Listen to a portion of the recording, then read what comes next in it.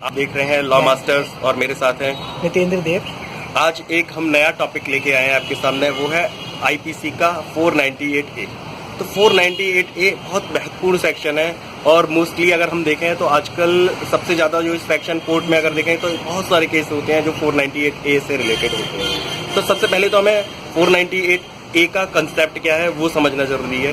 तो 498A section जो है वो बेसिकली है कि एक मैरिड वुमेन के अगेंस्ट अगर उसका हस्बैंड या उसके रिलेटिव, हस्बैंड के जो रिलेटिव्स हैं, अगर वो क्रूएल्टी करते हैं फॉर डिमांड ऑफ डॉरी, दहेज की मांग के लेके या फिर अन्य किसी कारण से, तो it amount to cruelty under section 498A IPC. लेकिन बहुत से लोगों का मत है या बहुत सा जनरली देखने में आया है कि ये जो 498A सेक्शन जब से इंट्रोड्यूस हुआ है आईपीसी में, तब से इसका यूज और मिसयूज बहुत ज्यादा होने लगा है। और सारे केसों में नहीं, लेकिन बहुत सारे केसों में इसे एज अ वेपन यूज किया जाता है। तो बीते समय तक देखा जाता था कि जनरली ये सेक्शन जो है वो कॉग्निजेबल और नॉन बेलेबल सेक्शन है। तो कॉग्निजेबल सेक्शन जो होता है उसमें पुलिस विदाउट वारंट अरेस्ट कर सकती है, और नॉन बेलेबल है तो गैर जमानती, जाहिर सी बात है ये सेक्शन। तो अभी तक हमने देखा था कुछ साल पहले तक 2010-2011 तक जनरली ये होता था कि किसी भी महिला ने 498A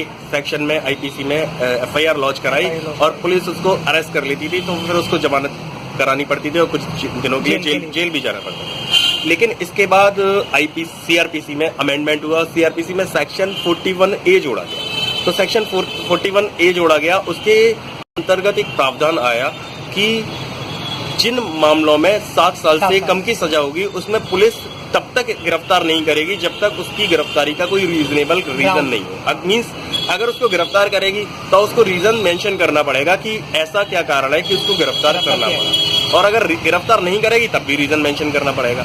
तो जनरली और उसमें एक प्रोविजन है, एक नोटिस दिया जाता है अभियुक्त व्यक्ति को कि आपके विरुद्ध ये मामला है, आप इन्वेस्टिगेशन जो चल रही है या विवेचना चल रही है उसमें सहयोग देते रहिए।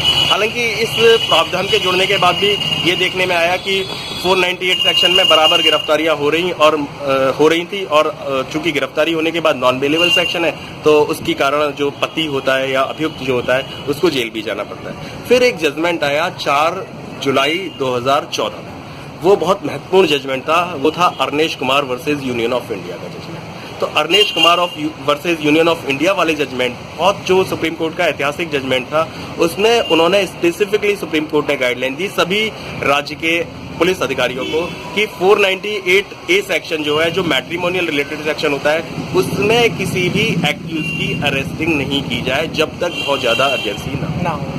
तो एक तरह से इससे एक प्रोटेक्शन मिला सारे हस्बैंड्स को कि जो महिलाएं मिसयूज करती थी तो उनको गिरफ्तारी से थोड़ी सी राहत मिली, और मीडिएशन वगैरह का प्रोविजन भी जुड़ा, उससे पहले ही जुड़ चुका था कि जब 498A सेक्शन या किसी भी पारिवारिक मामले में एफआईआर होगी तो उसकी मीडिएशन में भेजा जाएगा मामला, काउंसलिंग कराई जाएगी, परिवार परामर्श केंद्रों में भेजा जाएगा। तो उससे थोड़ी सी राहत मिली। उसके बाद 2017 जुलाई 2017 में एक और जजमेंट आया, Rajesh versus union of India.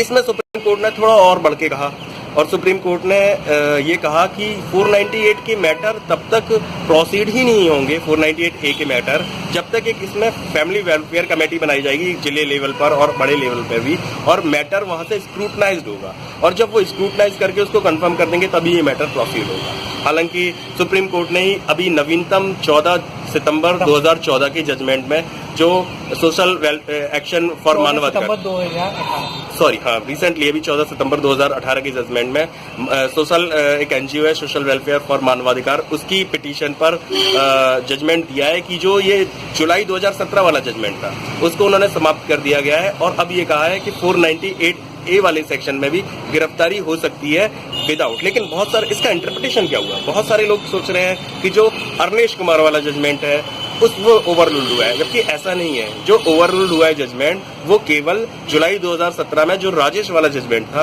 Rajesh versus union of India, I think 27 जुलाई 2017 का जजमेंट है, तो उसको ओवररूल्ड किया गया है। उन्होंने कहा कि जो सोशल वेलफेयर कमेटी बनाने का ये निर्णय एक तरह से मनमाना है, तो वर्तमान में, लेकिन जो अर्नेश कुमार वाला जो प्रावधान है वो स्टिल इन्फोर्सेबल है, और साथ ही जो 41A सीआरपीसी के प्रावधान है वो भी एप्लीकेबल है। मीन्स जहां 41A जो बोलती है कि 7 साल से कम के मैटर में अरेस्टिंग नहीं की जाएगी, सेक्शन 41 और 41A दोनों, तो उनके प्रावधान भी एप्लीकेबल है। हालांकि 498A ऐसा सेक्शन है जिसका यूज भी है और कुछ मिसयूज भी है, तो इस मैटर को बहुत ही बारीकी से स्क्रूटनाइज करना चाहिए। हालांकि सुप्रीम कोर्ट बराबर कहता रहा है कि चूंकि मैट्रिमोनियल मैटर है और इन मैटरों में मीडिएशन काउंसलिंग कराई जानी चाहिए। हालांकि समय समय पर यह भी मांग उठती रही है कि इस मैटर को नॉन बेलेबल से बेलेबल बना दिया जाए, लेकिन ये मामला अभी विधि आयोग के समक्ष है और देखते आने वाले समय में इस पर क्या होता है।